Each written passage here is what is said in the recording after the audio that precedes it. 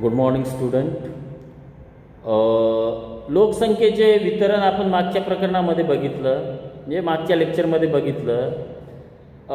आज आपण त्याचमधले त्या लोकसंख्येचे वितरण याच्यामध्ये आपण जी वितरण आणि घनता हे दोन्ही परस्पर एकमेकाशी म्हणजे हे शब्द भिन्न जरी असले परंतु एकमेकावर ते डिपेंड आहेत. म्हणजे ज्या ठिकाणी लोकसंख्येचे वितरण आपल्याला बघायचं असेल तर मग आपल्याला तिथली घनता बघावं लागेल. म्हणजे ते एकमेकाशी पूरक असे दोन्ही शब्द आहेत, त्याविषयी बघितलं होतं. त्यानंतर घनतेचे जे प्रकार आहेत, काही सूत्र जे आहेत, घनतेचे जे 4 प्रकार आपण मागच्या तासामध्ये बघितले. घनतेचे प्रकार कोणते? पोषण घनता, ढोबळ घनता, कृषीविषयक घनता आणि सापेक्ष घनता. ही 4 घनता आपण मागच्या प्रकरणामध्ये बघितलेला आहे. आज आपण लोकसंख्येचे वितरण घेणार आहोत. तर मी तुम्हाला पहिल्याच याच्यामध्ये सांगितलं की भूतलावर लोकसंख्येचे वितरण सर्वत्र समान नाही.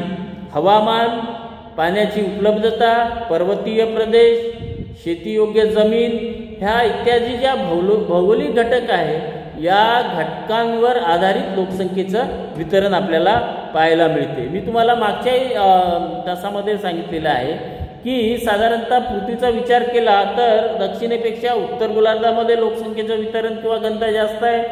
आणि साधारणतः समशीतोष्ण जे कटिबंध आहे त्या समशीतोष्ण कटिबंधामध्ये लोकसंख्येचं वितरण आपल्याला फार जास्त किंवा मोठ्या प्रमाणात पाहायला मिळते. जे युरोपियन कंट्री आहेत, जगातील युरोपियन कंट्री, युरोप खंडामधले जेवढेही देश आहेत या देशांमध्ये लोकसंख्येची घनता सर्वात जास्त आहे.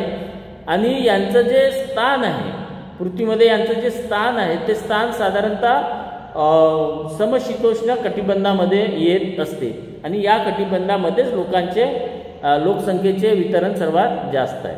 तर भूतलावर लोकसंख्येचे वितरण सर्वत्र सारखं नाही, ते अत्यंत विषम स्वरूपाचे आहे.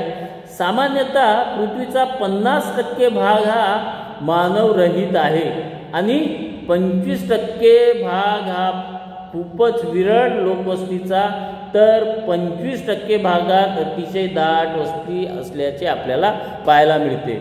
म्हणजे पृथ्वीचा जर विचार केला तर पृथ्वीचा एकूण 100 पैकी 50% भाग हा मानवरहित आहे. मग मानवरहित भागामध्ये कोणता आहे प्रदेश? एक तर समुद्र, म्हणजे जे सागर आहेत, मोठे मोठे सागर आहेत ते सागरी भाग म्हणजे पाण्याचं प्रमाण, काही पर्वतीय प्रदेश आणि जे ध्रुव आहे त्या ठिकाणी सूर्यप्रकाशच आपल्याला पाहायला मिळत नाही 6-6 महिने, तर हे प्रदेश मानवरहित आहेत. म्हणजे पृथ्वीचा 50% भाग हा मानवरहित आहे. आणि मग उरलेल्या 25% मध्ये विरळ लोकसंख्या पाहायला मिळते. जगामध्ये 25% भागात विरळ लोकसंख्या पाहायला मिळते आणि फक्त 25% भागामध्येच अत्यंत दाट अशी लोकवस्ती आपल्याला पाहायला मिळते. म्हणजे 100% लोक हे केवळ 25% भूभागामध्ये वास्तव्यात असलेला आपल्याला पाहायला मिळते. निरनिराळे खंड व देशाचा विचार करता येथेही लोकसंख्येचे वितरण सारखे आढळत नाही. या प्रकारे जगात लोकसंख्येचे वितरण समसमान नाही. याचे कारण म्हणजे लोकसंख्येच्या वितरणावर निरनिराळ्या घटकांचा परिणाम झालेला पाहायला मिळतो. सर्वत्र लोकसंख्या का सारखी नाही? तर लोकसंख्येच्या घनतेवर, लोकसंख्येच्या वितरणावर निरनिराळ्या घटकांचा परिणाम झालेला आपल्याला पाहावयास मिळते. येथे परिस्थिती अनुकूल आहे तेथे लोकसंख्या अधिक आणि जिथे परिस्थिती अनुकूल आहे त्या ठिकाणी लोकसंख्या कमी असं आढळते. मी तुम्हाला मागच्याच तासामध्ये सांगितलं की ज्या ठिकाणी लोकवस्ती करण्यायोग्य परिस्थिती अनुकूल आहे त्या ठिकाणी लोकसंख्येचे वितरण किंवा घनता जास्त, आणि ज्या ठिकाणी प्रतिकूल परिस्थिती आहे त्या ठिकाणी मानव वस्ती करून राहत नाही, त्याच्यामुळे तेथील जी लोकसंख्या आहे अत्यंत विरळ असल्याचं आपल्याला पाहायला मिळते.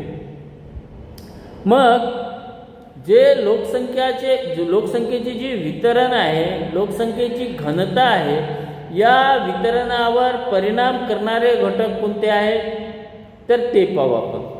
तर लोकसंख्येच्या वितरणावर भौगोलिक घटक, आर्थिक आणि धार्मिक घटक, राजकीय आणि सामाजिक घटक या तीन घटकांचा मुख्य प्रकारे त्यांच्यावर परिणाम होत असतो लोकसंख्येच्या वितरणावर. मग पहिला आहे भौगोलिक घटक. भौगोलिक घटक म्हणजेच याला आपण फिजिकल फॅक्टर किंवा प्राकृतिक घटक असं म्हणतो. तर मग भौगोलिक घटक म्हणजे जे निसर्गता आहे, उदाहरणार्थ पर्वत, पठार, मैदान, नदी, बरोबर आहे. हे जे आहेत हे नैसर्गिक घटक आहे. यांनाच आपण भौगोलिक घटक म्हणतो. आणि हे घटक लोकसंख्येच्या वितरणावर परिणाम करणाऱ्यांपैकी सर्वात मुख्य आणि प्रमुख आहेत. तर भौगोलिक घटकाचा विचार केला तर कोणत्याही प्रदेशातील लोकसंख्येच्या वितरणावर भौगोलिक घटकांचा मोठ्या प्रमाणात प्रभाव पडत असतो. यात काय काय येतं, भूरचना म्हणजे भूपृष्ठ रचना, मग ते प्लेन आहे की पर्वतीय आहे की पठारी आहे की मैदानी आहे इत्यादी. म्हणजे सर्वात पहिले आहे भूरचना, त्यानंतर पाणी पुरवठा, त्यानंतर हवामान आणि खनिज संपत्ती, जमीन व नैसर्गिक वनस्पती, हे सर्व भौगोलिक घटकामध्ये यांचा समावेश होतो. आणि हे भौगोलिक घटक लोकसंख्येच्या वितरणासाठी अत्यंत महत्त्वपूर्ण आहेत. बरोबर आहे. नंतर आहे या भौगोलिक घटकामध्ये जे प्राकृतिक रिलीफ आहे त्या रिलीफचा आपण भूपृष्ठ म्हणजे भूरचना याचा आपण विचार करू. तर भूरचना किंवा प्राकृतिक रचनेत लोकसंख्येच्या वितरणावर मोठा परिणाम होतो. मग कसं, पृथ्वीची जी भूरचना आहे ही भूरचना सर्वत्र सारखी नाही. पृथ्वीचा काही भाग पर्वतीय आहे आणि काही भाग पठारी आहे, तर काही भाग हा मैदानी आहे. या भूपृष्ठ रचनेचा लोकसंख्येच्या वितरणावर वेगवेगळ्या प्रकारे परिणाम झालेला आहे हे पाहायला मिळते आपल्याला. मग त्यामध्ये भूरचनेमध्ये सर्वात पहिले आहे पर्वत. तर पर्वतीय प्रदेशाची जी भूरचना आहे अतिशय ओबडधोबड असते. बरोबर आहे. कुठे उंच पर्वत, कुठे खाल, कुठे दरी, बरोबर आहे की नाही, आणि दाट असं वन. तर तेथील जास्त उंची, तीव्र उतार, मग खडकाळ जमीन, जंगल, दुर्गम प्रदेश, अतिदुर्गम प्रदेश. पर्वतीय प्रदेशात शेती, उद्योगधंदे, वाहतूक विकास झालेला नसतो. कारण पर्वतीय प्रदेश कसा असतो, अत्यंत ओबडधोबड असतो. बरोबर आहे. रस्त्यांचा विकास झालेला नसतो. त्या ठिकाणी उंचच्या उंच शिखर असतात, फार दाट असे वन असतात. बरोबर आहे की नाही. तर त्या ठिकाणी आपण शेती करू शकत नाही, एखादा कारखाना उभारू शकत नाही, उद्योगधंद्याचा विकास होऊ शकत नाही. त्यामुळे या ठिकाणी लोक वस्ती करण्यास धजावतात. म्हणून त्या ठिकाणी सर्वात कमी लोकसंख्येचं वितरण आपल्याला पाहायला मिळतो. मग उदाहरणच द्यायचं झालं, पर्वतीय प्रदेश, जगातील जे महत्त्वपूर्ण पर्वतीय प्रदेश आहेत यात हिमालय, रॉकीज, एंडीज, बरोबर आहे. त्यानंतर हिमालय, रॉकी, एंडीज, व्हेल्स, हे जे प्रदेश आहेत हे पर्वतीय प्रदेश आहेत आणि या ठिकाणी लोकसंख्येचं वितरण आपल्याला कमी पाहायला मिळतं. पर्वतीय प्रदेश मानवी वस्तीस प्रतिकूल असते, तरी काही पर्वतीय प्रदेशात मानवी वस्ती आढळते. म्हणजे पर्वतीय प्रदेश प्रतिकूल आहे, परंतु काही पर्वतीय प्रदेशामध्ये आपल्याला मानवी वस्ती आढळते. आणि याचं मुख्य कारण जेव्हा इंग्रज आलेले होते, या इंग्रजांनी पर्वतीय प्रदेशाचा विकास केला थंड हवेचं ठिकाण म्हणून, बरोबर आहे. आणि त्या ठिकाणी ज्यांनी ज्या पर्वतीय प्रदेशाचा किंवा ज्या थंड हवेच्या ठिकाणांचा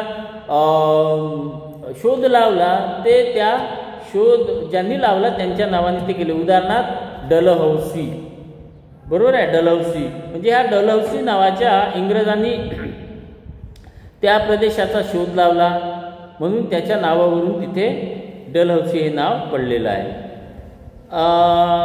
परंतु अलीकडे पर्वतीय प्रदेशामध्ये पर्यटनाच्या माध्यमातून थोडं का असेना फार विकास झालेला आपल्याला पाहायला मिळते.